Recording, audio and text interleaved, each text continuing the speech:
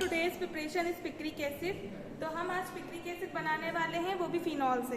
तो फिनॉल का हम सल्फोनेशन करेंगे, वो भी नाइट्रेशन के प्रोसेस से। अब हमने यहाँ पे जैसा कि दिख रहा है, पहले से हमने मीजर कर रखा हुआ है फिनॉल, जो कि 2 ग्राम है, 2 ग्राम ऑफ फिनॉल।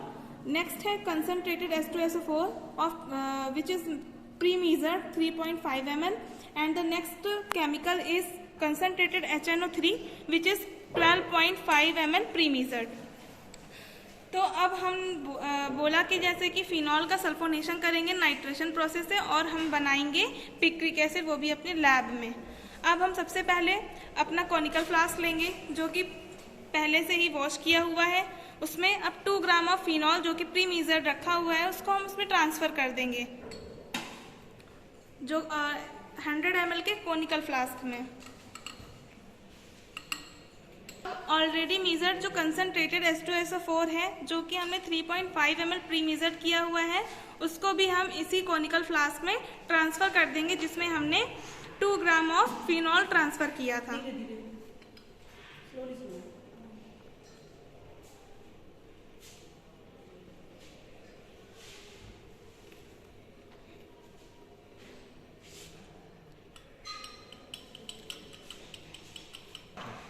अब जो कॉनिकल फ्लास्क में हमने 2 ग्राम ऑफ फिनॉल ट्रांसफर किया है, और उसके साथ ही साथ हमने कंसनट्रेटेड H2SO4 ट्रांसफर किया है, तो इनके मिक्स होने की वजह से यहाँ पे फिनॉल सल्फोनेटेड हो जाएगा, क्योंकि हमने उसमें एसिड का यूज़ किया है। और सल्फोनेटेड होने की वजह से अब जो हमारे पास केमिकल प्रेजेंट है कॉनिकल फ्लास्क में, वो बन जाएगा para hydroxy benzene sulphonic acid. इसके बाद अब हम टेम्परेचर मेंटेन करेंगे। अब इस para hydroxy benzene sulphonic acid का हम वाटर बाथ पे टेम्परेचर मेंटेन करेंगे 80 डिग्री सेल्सियस पे। यहाँ पे हमने 80 डिग्री सेल्सियस पे अपने वाटर बाथ को सेट कर लिया है। अब इसमें हम अपने para hydroxy benzene sulphonic acid को वाटर बाथ पे रखेंगे टेम्परेचर मेंटेनेंस के लिए at 80 degree Celsius for 30 minutes.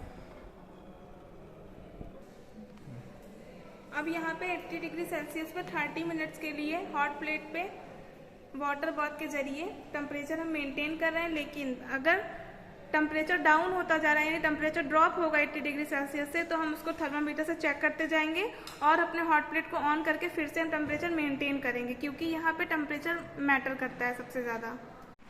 30 minute इसको हॉट वाटर में इसको टेम्परेचर 80 डिग्री सेल्सियस तक मेंटेन करने के बाद अब हम इसको कंसनट्रेटेड HNO3 जो है ड्रॉप वाइज करके पीपेट के हेल्प से कॉनिकल फ्लास्क पर डाल रहे हैं, जिसका टेम्परेचर हमने 80 डिग्री सेल्सियस पे मेंटेन किया था 30 मिनट के लिए। दिख रहा है यहाँ पे फ्यूम निकलना शुरू हो गई है। ड्रॉप वाइज इसलिए डालेंगे ताकि पंपिंग ना हो, यानी उछल के ना आए हमारे ऊपर केमिकल, क्योंकि ये बहुत ज़्यादा कंसनट्रेटेड है।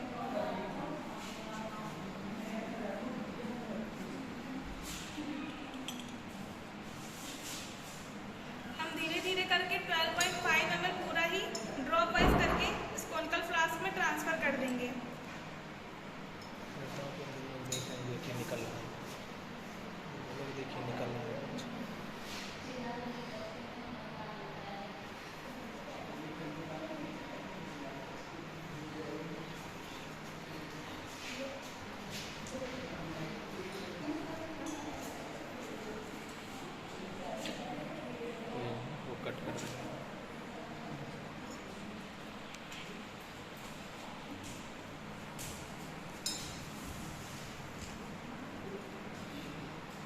यहाँ पे जो फ्यूम निकल रहा है हम इसको अवॉइड करेंगे कि इसको हम कम से कम इनहेल करें, क्योंकि बहुत ज़्यादा टॉक्सिक होता है, तो इसे एज ए प्रिकॉशन फॉलो करेंगे हम।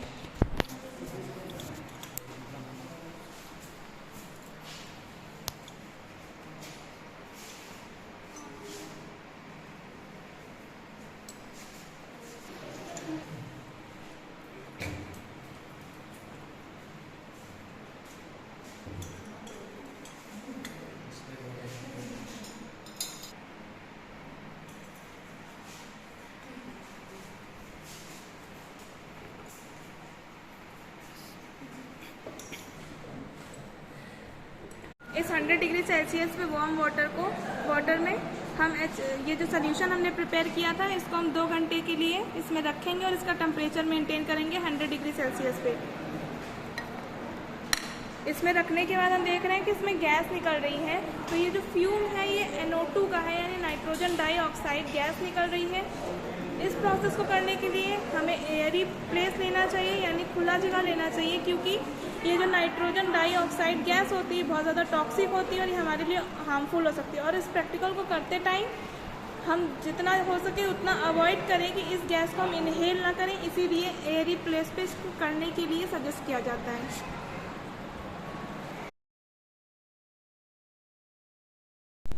100 डिग्री सेल्सियस पे 2 घंटे के लिए हमने जब इसका वाटर बाथ किया तब हमने देखा कि इससे NO2 का वेपर निकलता है, यानी इसका फुली नाइट्रेशन हो चुका है। इसके बाद हम देखते हैं कि जो हमारा कॉनिकल फ्लास्क है इसमें कुछ क्रिस्टल से फॉर्म हुए मिलते हैं।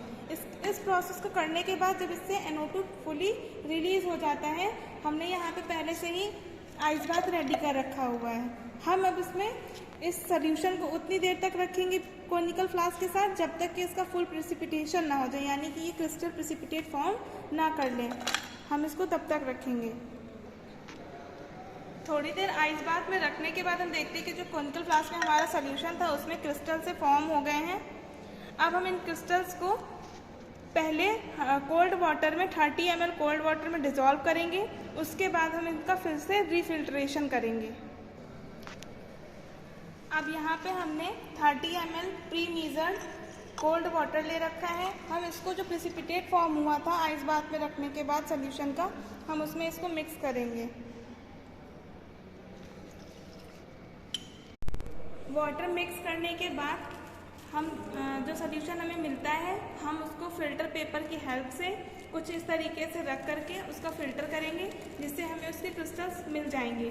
और ये जो फाइन क्रिस्टल्स हमें मिले हुए हैं, या फिर उनको हम कह सकते हैं कि हमें क्रूड पार्टिकल्स जो मिले हैं, क्रूड प्रोडक्ट मिला है आफ्टर फिल्ट्रेशन, हम उनको फिर से आइस बाथ में रखेंगे ताकि जो पिक्रिक एसिड के क्रिस्टल जो हैं वो प्रॉपरली फॉर्म हो जाए और इस तरीके से हमारा पिक्रिक एसिड रेडी हो जाता है।